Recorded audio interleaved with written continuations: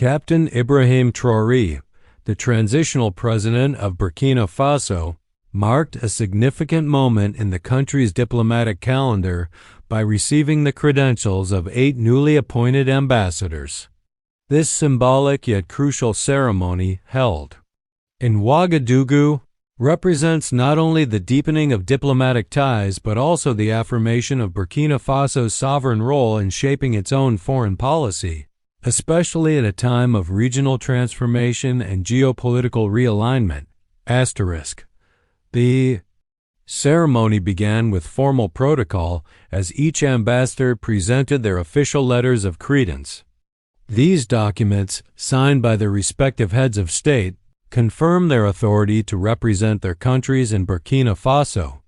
Captain Ibrahim Traoré, dressed in his signature military attire, greeted each diplomat with a firm handshake and an assertive presence, one that reflects both his youth and the heavy responsibility he carries as the leader of a nation in transition. Among the 8 ambassadors were representatives from diverse regions of the world, including Africa, Asia, the Middle East, and Europe. Their presence in Ouagadougou signals a growing international interest in engaging with Burkina Faso, especially under the new direction Traoré has set, one characterized by a pivot away from traditional Western influence and a strong embrace of Pan-African solidarity and multipolar diplomacy. One of the newly accredited ambassadors was from Iran, a country that has recently been strengthening its ties with several Sahel nations, including Burkina Faso.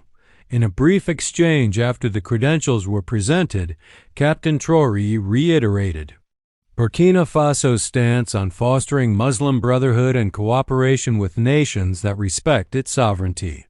The Iranian ambassador expressed his country's willingness to expand bilateral cooperation in sectors like agriculture, energy, healthcare, and defense. Another notable envoy came from Russia, a nation that has increasingly been building its footprint in Africa. The Russian ambassador emphasized mutual respect, strategic partnership, and a shared vision for a multipolar world free from neo-colonial interference.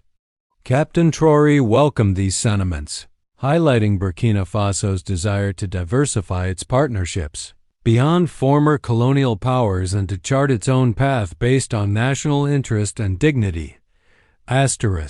Also present was the ambassador from Turkey, with whom Burkina Faso has seen increased engagement in recent years. Discussions with the Turkish envoy centered on economic development, infrastructure projects, and military cooperation. Traoré acknowledged Turkey's practical approach in partnering with African countries and expressed interest in expanding trade routes and investment channels with Ankara. In addition, ambassadors from countries such as India, Saudi Arabia, South Africa, and Brazil were warmly received. The Indian ambassador emphasized collaboration in education, healthcare, and IT, offering scholarships for Burkina students and proposing technical training programs. The Saudi ambassador focused on strengthening economic and religious ties, particularly around the Hajj pilgrimage and humanitarian support. South Africa's representative brought a strong message of Pan-African unity and mutual development. He referenced the historic ties between African liberation movements and called for joint efforts in security, education, and youth development. Captain Traoré, who has frequently spoken about reclaiming African pride and autonomy, resonated with these themes. The Brazilian ambassador emphasized cultural exchange, sustainable agriculture, and climate resilience. As Burkina Faso continues to face environmental challenges such as desertification and water scarcity, Brazil's experience in tropical agriculture and land management could prove beneficial. Throughout the ceremony, Captain Traoré maintained a tone of optimism and clarity. He reiterated that Burkina Faso is open to partnerships that are built on equality, respect, and mutual benefit. He also made it clear that the country will no longer tolerate interference in its internal affairs or attempts to undermine its sovereignty. This diplomatic occasion comes at a time when Burkina Faso, under Traoré's leadership, is redefining its foreign policy and repositioning itself within the global arena. The country's decision to withdraw from ECOWAS alongside Mali and Niger, its increasing collaboration with non-Western powers, and its assertive anti-imperialist rhetoric have drawn both criticism and admiration on the international stage. By accepting the credentials of these 8 new ambassadors, Traoré sent a clear message to the world. Burkina Faso is not isolating itself, it is simply choosing new partners, new paths, and a new philosophy of engagement. One that aligns with the aspirations of its people, the dignity of its land, and the ideals of a truly sovereign Africa. After the official ceremony, brief private discussions were held with each ambassador. These closed-door conversations likely touched upon sensitive topics: security cooperation, development aid, economic deals, and joint projects, all central to the next chapter in Burkina Faso's diplomatic story. The day concluded with a statement from the presidential office, highlighting the importance of international cooperation rooted in mutual respect. It praised the ambassadors for their commitment to strengthening ties with Burkina Faso and emphasized that the country remains open to genuine friendship, one that uplifts both parties. This historic moment reflects not just a routine diplomatic event but a broader transition in Burkina Faso's international relations. Under Captain Ibrahim Traoré, the country is no longer waiting for validation from traditional allies. It is actively shaping a new world order: one handshake, one ambassador, and one sovereign decision at a time. Just days after receiving the credentials of 8 new ambassadors, Captain Ibrahim Traoré has once again drawn the eyes of the continent, this time with a surprise high-level visit to a military training camp on the outskirts of Ouagadougou. The unannounced inspection comes amid growing efforts by the transitional government to professionalize the national armed forces and elevate Burkina Faso's regional defense capabilities. Wearing his familiar camouflage uniform and beret, Traoré arrived at the camp in a modest convoy, deliberately avoiding media fanfare. His visit was not just symbolic, it was strategic. At a time when the Sahel region is plagued by terrorism, instability, and foreign military interference, Traoré is clearly intent on demonstrating that Burkina Faso is not only defending itself but also preparing a new generation of highly trained, ideologically grounded soldiers. During the tour, Traoré reviewed tactical drills conducted by special units, many of whom had just completed advanced combat training.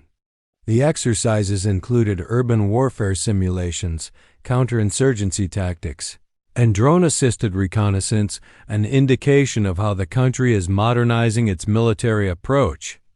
Addressing the troops afterward, Traoré delivered a powerful message. Greater than: you are not just defending a piece of land. You are defending the soul of a nation that is breaking free from chains. The people are with you, Africa is watching you, and history will remember you. He also emphasized the need for discipline, unity, and loyalty not to any foreign entity, but to the Burkina people and to the ideals of national sovereignty. Traoré reiterated his vision of building a truly independent military free from the influence of foreign military bases or external funding conditions. Interestingly, several senior officers from Mali and Niger were also present at the training camp, fueling speculation that the 3 countries, already united under the AES, Alliance of Sahel States, may be moving toward joint military academies or integrated training programs. Some even hint at a future Sahel Defense Force, an idea quietly gaining traction behind closed doors. Traoré later held a closed-door briefing with the military high command, discussing future strategy, equipment modernization, and the recruitment of young, ideologically committed citizens into the armed forces. Sources close to the presidency suggest that Burkina Faso is actively seeking to acquire more drones, armored vehicles, and air defense systems, possibly through new defense agreements with Russia, Iran, and Turkey.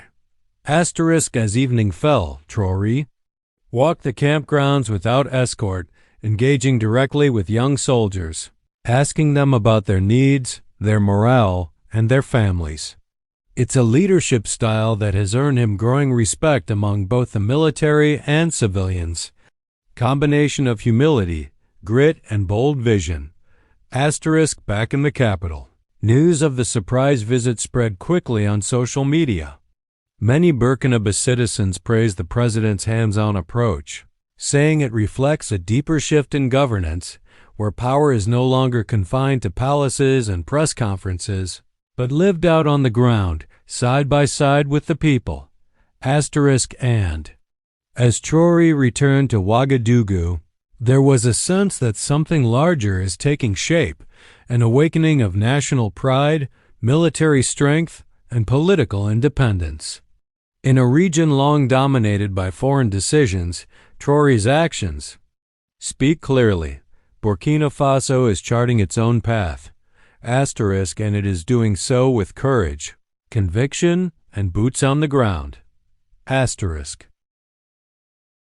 In another bold move that stunned observers both at home and abroad, Captain Ibrahim Traoré has announced the immediate suspension of all mining permits held by Western companies that have, in his words, exploited Burkina Faso's resources without justice, fairness, or accountability. This declaration was made during a nationally televised address following a closed-door meeting with community leaders, miners' unions, and environmental experts. Traoré, flanked by his ministers and military aides, did not mince his words. Greater than, for decades, foreign corporations have extracted gold, manganese, zinc, and other precious minerals from our soil, making billions while our people live in poverty and our lands are poisoned. That era ends today. Effective immediately, all operations owned by companies from former colonial powers, particularly France, Canada, and the UK, are being subjected to a full audit.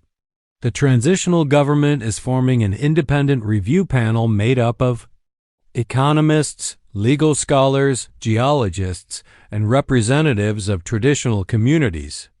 Their task? To assess which contracts were signed under coercion, corruption, or colonial conditions, and to cancel those that violate the sovereignty of Burkina Faso. Within hours of the announcement, trucks belonging to several major mining firms were seen being halted at checkpoints near mining regions in the east and center of the country. Soldiers have been deployed to secure sensitive sites, and government officials have begun sealing documents and computers inside company offices. The public reaction was electric. In Ouagadougou and beyond, thousands took to the streets not in protest, but in celebration. Many waved national flags, chanting slogans like "Our gold belongs to us" and "Captain Traoré, guardian of the land." Local musicians played drums and flutes while women distributed shea butter and millet cakes, celebrating what some called a second Independence Day. Artisanal miners, often treated as criminals under previous regimes, were particularly emotional. Many of them work in harsh, unsafe conditions for meager wages while watching foreign executives profit massively. One miner in Kaya told reporters, "We risk our lives underground while foreign companies fly our gold in private jets. Now, the captain is giving us back our dignity." Traoré also announced the establishment of a state-owned mining corporation that will be overseen by a civilian military council. This company will operate with full transparency, with a significant portion of its profits dedicated to building hospitals, roads, and schools in mining regions that have long been neglected. Environmental cleanup will also be a top priority. Traore condemned the toxic waste and deforestation left behind by profit-driven operations and vowed to hold polluters accountable, including through international legal channels if necessary. The announcement has sent shockwaves through global markets. Shares of several mining giants with heavy investments in Burkina Faso plunged on foreign stock exchanges. Western analysts expressed alarm, with some calling it a nationalization wave that could inspire similar moves in Mali, Niger, and other resource-rich African nations under new leadership. Inside Burkina Faso, however, the mood was one of defiant pride. Farmers and youth groups released a joint statement applauding the decision and calling for more radical reforms, including land redistribution and water rights. In a follow-up address the next morning, Traoré was calm and direct. We are not against the world. We are against injustice. Any nation or company that wants to do fair business with Burkina Faso based on respect and equality is welcome. But those who came to rob us while we bled, your time is over. This move could mark a turning point not just for Burkina Faso, but for the entire Sahel. By seizing control of its natural wealth, the country is stepping into a new era, one where the people, not foreign boards or bank accounts, decide the fate of the land beneath their feet. And under the leadership of Captain Ibrahim Traoré, it's clear, Burkina Faso is no longer for sale. Just 3 days after shaking the world with his decision to suspend foreign mining contracts, Captain Ibrahim Traoré has once again taken center stage, this time by launching a nationwide youth mobilization campaign titled La Patrie Avant Tout, the Homeland Before All, In a passionate speech delivered in the heart of Ouagadougou, surrounded by thousands of students, farmers, young professionals, and military cadets, Traoré called on the youth of Burkina Faso to rise, organize, and build a new future with their own hands, not by waiting for foreign aid or guidance, but through unity, sacrifice, and national duty. The enemies of Africa are not just outside, it's also the disease of dependence, the poison of division, and the illusion that salvation will come from others. Our youth are the cure. You are not the future, you are the present. You are the engine.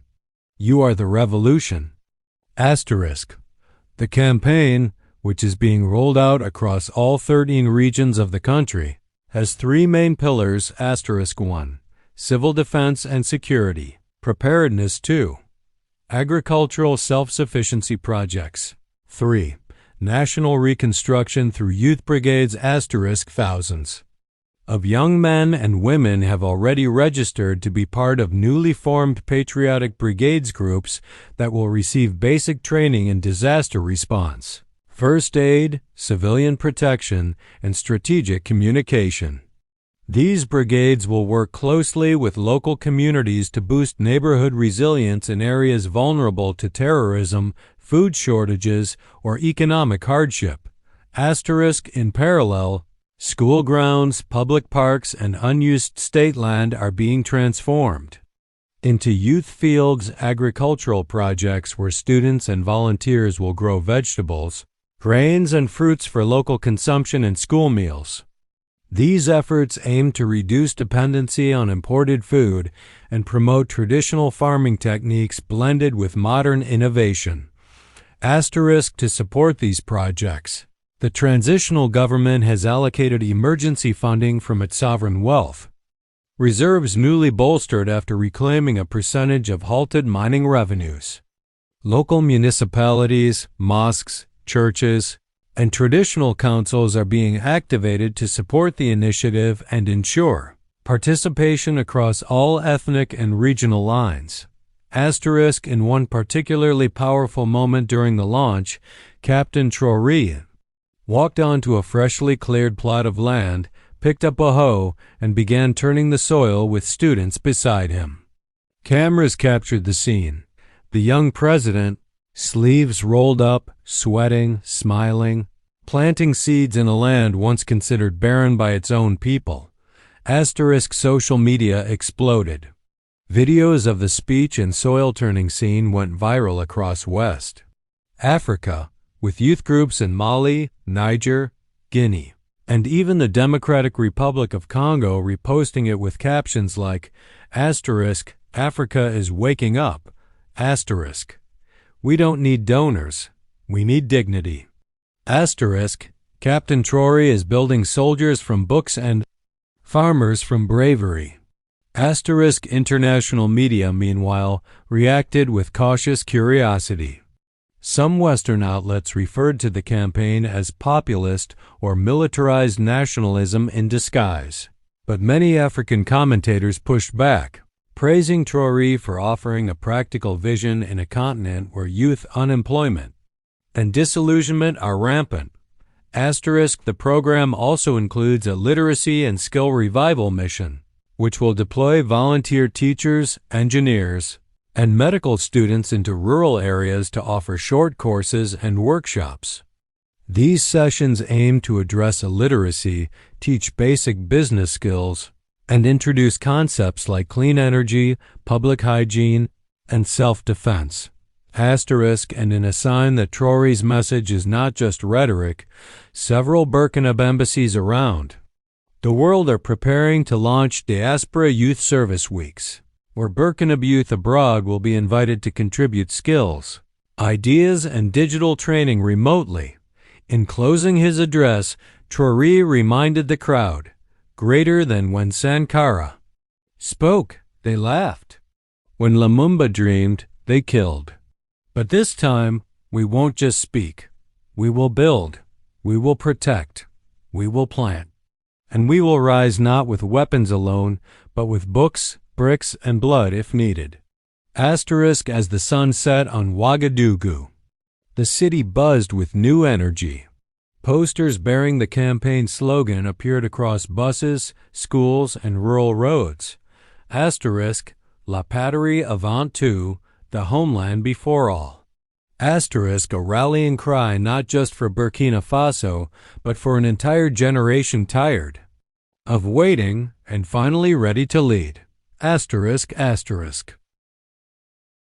Just as the nation was still energized by the patriotic youth campaign, Captain Ibrahim Traoré unveiled yet another strategic surprise, the creation of Burkina Faso's first national sovereign media authority, NSMA, a revolutionary new body designed to reclaim control of the country's information space, fight disinformation, and rebuild trust between the government and the people.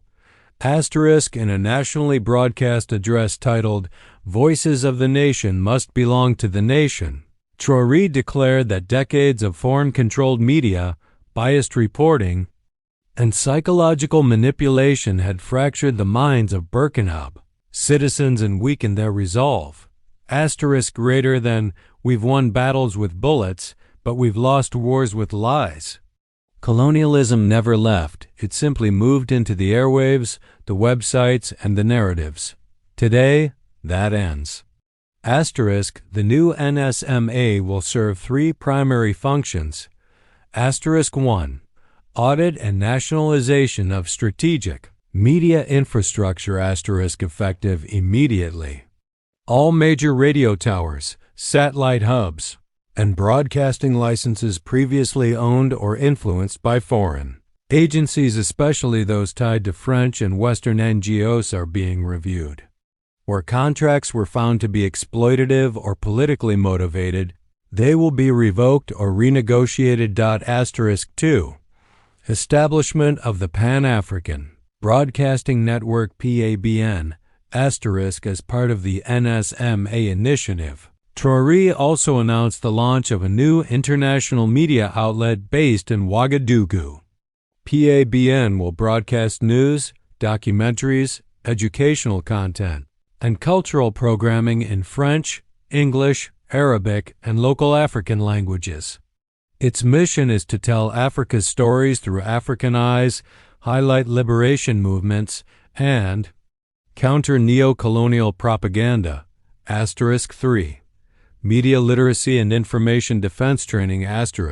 The government will begin rolling out community workshops and online campaigns aimed at helping citizens identify fake news, foreign propaganda, and psychological warfare tactics.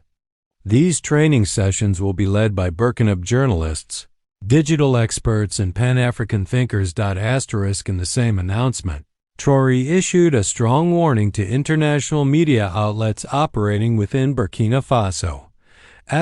Greater than you are welcome here, but only if your reporting respects our sovereignty, our dignity, and our truth. If you distort our struggle to defend someone else's agenda, your microphones will be switched off. Your cameras will be escorted out.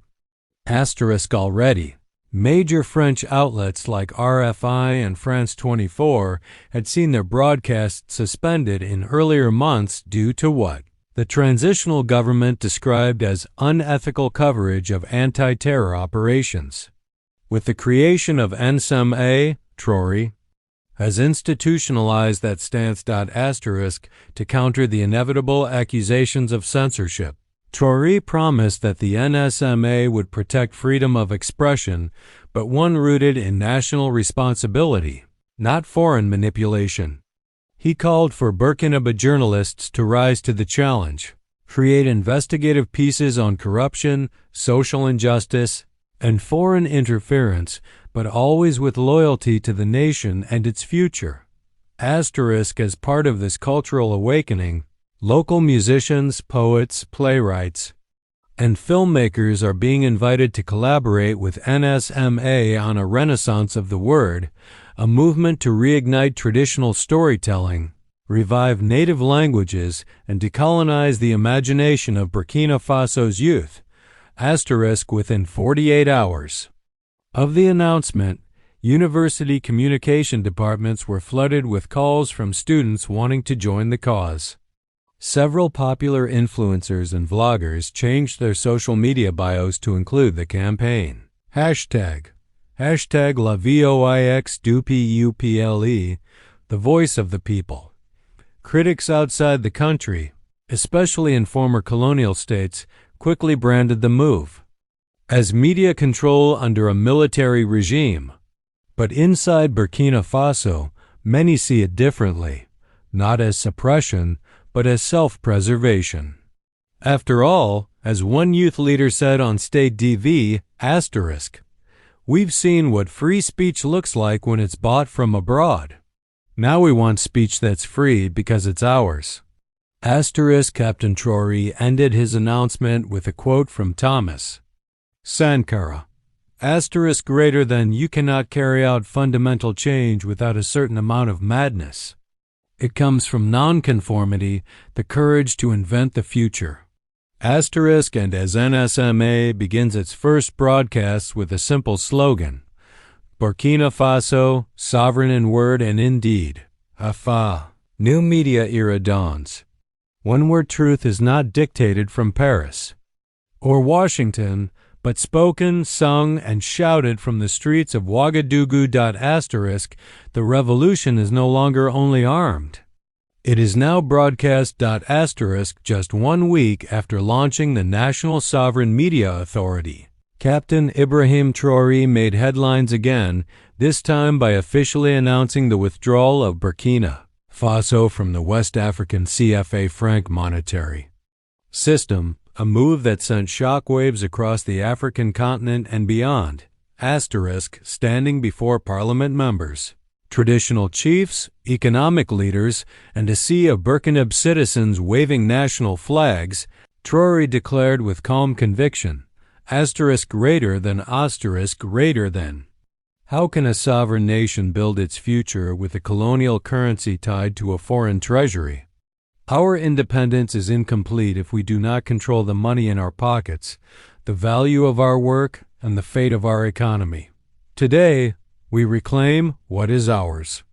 Asterisk the CFA franc, which has long been criticized by African economists and Pan-Africanist leaders, is a currency created during the colonial era and still guaranteed by the French treasury. It is used by several West and Central African countries and is seen by many as a tool of financial dependency, a relic of neocolonialism, hidden beneath economic treaties and trade deals. Traoré's announcement was met with thunderous applause inside the Grand Hall in Ouagadougou and triggered an explosion of celebrations outside, where youth groups and activist organizations had gathered in anticipation. Many held banners reading, "Our resources, our currency, our destiny.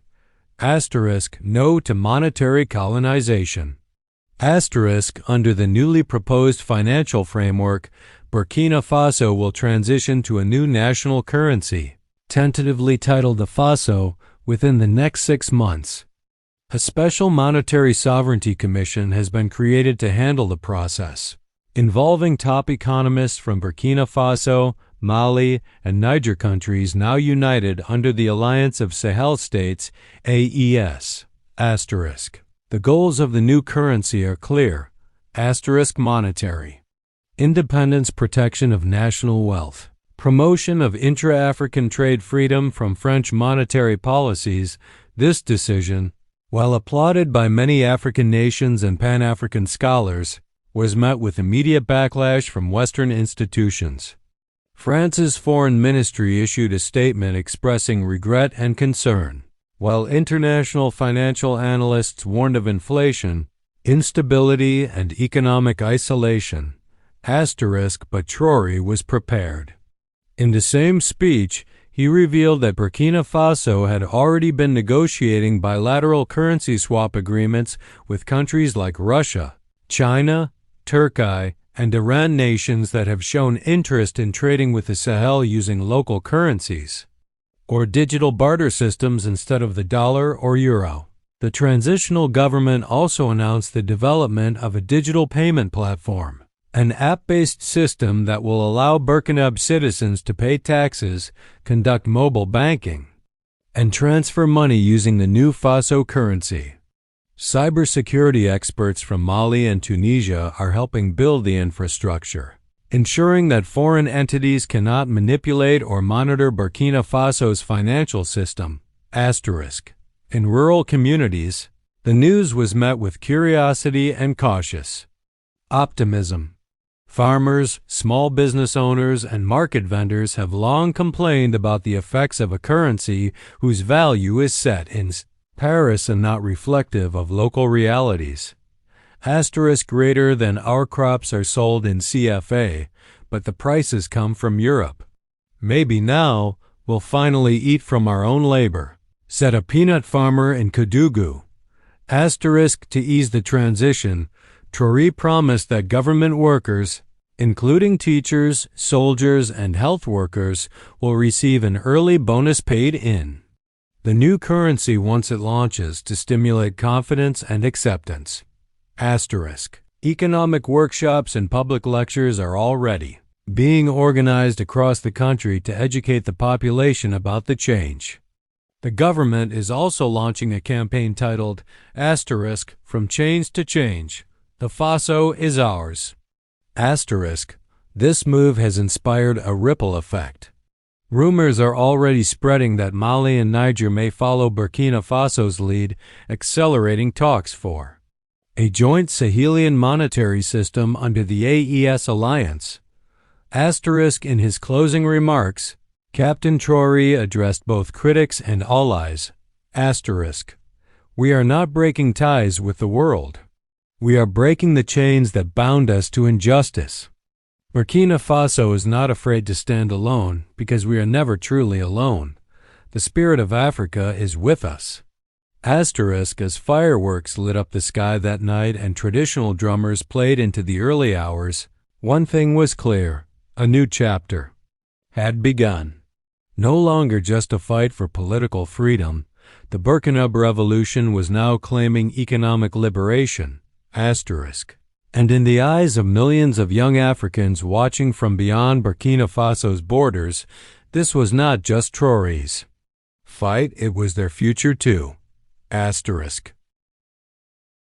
Following his groundbreaking decision to exit the CFA franc monetary system, Captain Ibrahim Traoré has taken yet another historic step that is redefining Burkina Faso's future: the official launch of the Pan-African Defense Academy, PAIDA, a military and strategic institution that will serve not only Burkina forces but also train elite officers from Mali, Niger, Guinea, and other like-minded African nations. The announcement was made during a major military gathering at the new academy site in the province of Bobo-Dioulasso. Dressed in ceremonial military attire and flanked by senior commanders from Mali and Niger, Traoré stood before a vast crowd of officers, cadets, youth brigades, and foreign observers. Greater than for too long, he said, Africa's armies have been trained abroad, taught foreign doctrines, and sent back home only to defend interests that were never ours. That chapter ends today. From this soil, we will train a new generation of African warriors, patriotic, disciplined, and sovereign in mind and in mission. The Pan-African Defense Academy will be the first of its kind on the continent, a self-funded, ideologically grounded, and technologically advanced military school designed to break the continent's dependency on Western training programs like those offered by NATO or former colonial powers. Key features of the Academy. 1. Pan-African curriculum. Courses will go beyond traditional military drills.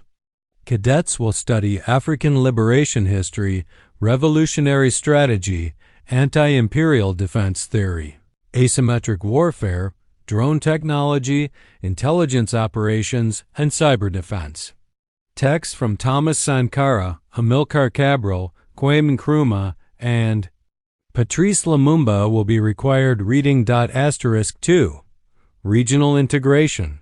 The Academy is open to all members of the Alliance of Sahel States, EAS, including Mali and Niger, whose commanders were involved in the curriculum design.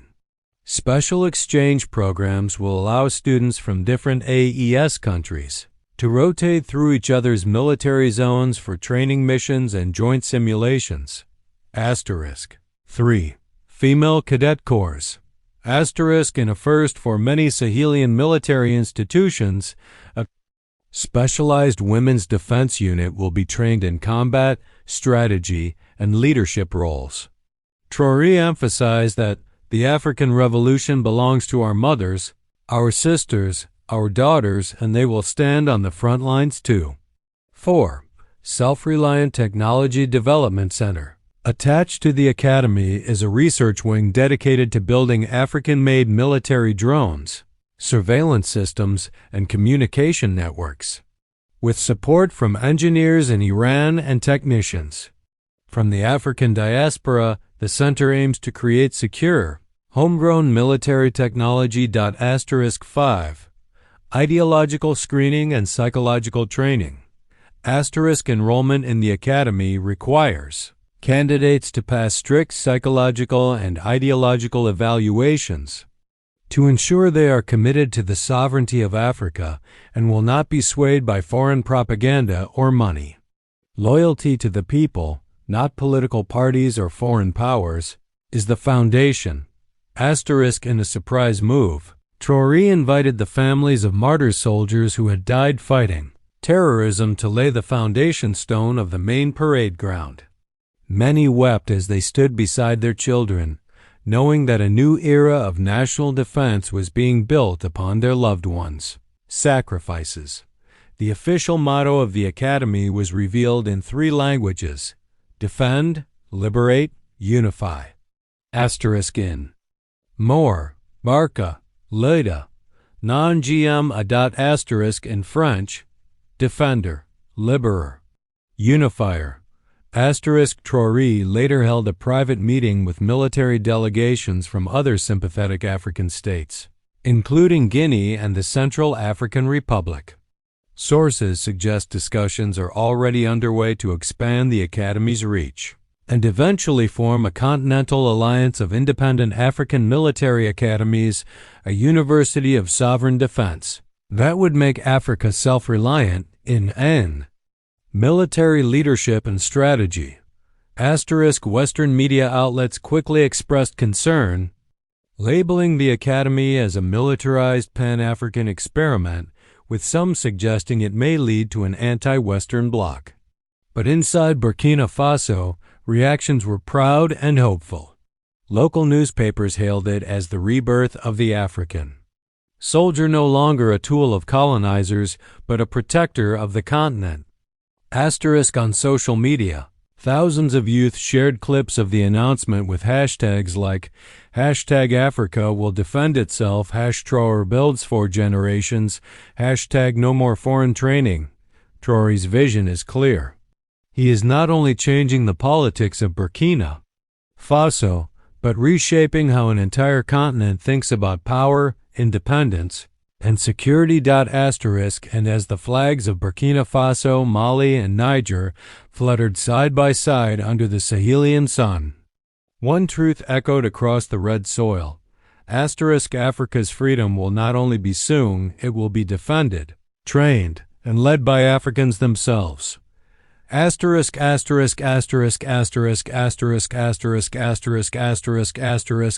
Just days after unveiling the Pan-African Defense Academy, Captain Ibrahim Traoré ignited another wave of continental conversation by launching an ambitious infrastructure mega-project titled the Burkina Renaissance Corridor, a massive initiative to link remote regions of Burkina Faso through a revolutionary network of highways, solar-powered rail lines, water pipelines, and digital fiber optic infrastructure, all built without Western loans or IMF supervision. The announcement came during a groundbreaking ceremony held in the arid northern province of Dori, an area historically marginalized, underdeveloped, and heavily impacted by both terrorism and climate change. Standing atop a bulldozer beside local chiefs and youth labor brigades, Traoré declared, greater than for decades, we were told development must come from outside. We were told to wait, to beg, to borrow. Today we say, no more waiting. We will build our future with our own hands, our own minds, and our own resources. Key components of the Renaissance Corridor Project. 1. The Unity Highway, 1,200-kilometer stretch of modern roads connecting the east, west, and northern regions of the country, designed to boost internal trade, reduce isolation, and allow farmers and local traders easier access to markets. Construction will prioritize locally sourced materials and labor. 2. Sahel Solar Rail Line, a solar-powered cargo and passenger railway that will run from Ouagadougou to the border of Niger and Mali, creating a tri-nation economic belt. The train will run on tracks engineered by Burkina technicians in partnership with Iranian and Turkish engineers, and its stations will serve as logistical hubs for local produce and manufactured goods. 3. Clean water pipeline to the north, A. Massive pipeline project to transport clean water from central reservoirs to drought-prone northern villages, coupled with new solar-powered water purification plants. This part of the project is being called the vein of life by rural communities, many of whom have suffered for generations without reliable water access. 4. National Fiber Optic Grid, the creation of a fully independent internet backbone linking schools, hospitals, and administrative offices across the country. The goal is to liberate Burkina Faso from digital surveillance and give communities access to fast, secure communications free from Western platforms and influence. 5. Work for the homeland. Civil brigades, tens of thousands of Burkina Youth have already signed up for the civil brigades, which will receive stipends, food, and education while they assist in road laying, construction, and land clearing. Each member will be issued a citizen engineer badge and trained not just in labor, but also in patriotism, teamwork, and emergency response. The Renaissance Corridor will be entirely funded through a combination of reclaimed mining revenue, regional AES development funds, diaspora donations, and state-issued people's bonds, non-interest-bearing development. Notes citizens can purchase to support national progress. Critics abroad, especially in financial centers like Paris and London, immediately cast doubt on the project's feasibility. They questioned Traoré's rejection of IMF oversight and claimed the initiative lacked financial transparency. But on the ground in Burkina Faso, hope and determination were overflowing. Villagers in rural zones came out in traditional dress to bless the construction sites, offering calabashes of water and prayer chants for the workers. School children were seen drawing maps of the future railway and highway routes in their notebooks, chanting, "From Ouaga to the desert, we build our own path." A particularly emotional scene occurred when an 87-year-old elder from a remote village in the Sahel broke into tears during a local ceremony, saying, "I have seen colonial roads. I have seen promises from every president, but I never thought I'd live to see my village connected to the heart of this nation." President Traoré also invited engineers and volunteers from Mali and Niger to join in the construction effort, further solidifying the AES alliance as not just a military bloc, but an engine of regional development. In his closing remarks at the ceremony, Traoré echoed the spirit of Sankara once more. Greater than we are not asking for pity, we are not asking for favors. We are building. We are working. We are proving that the African man, woman, and child can create their own future, and it starts with a road, a bridge, a pipe, and a shovel. And so, under a sun that once beat down on forgotten towns and fractured roads, the engines roared.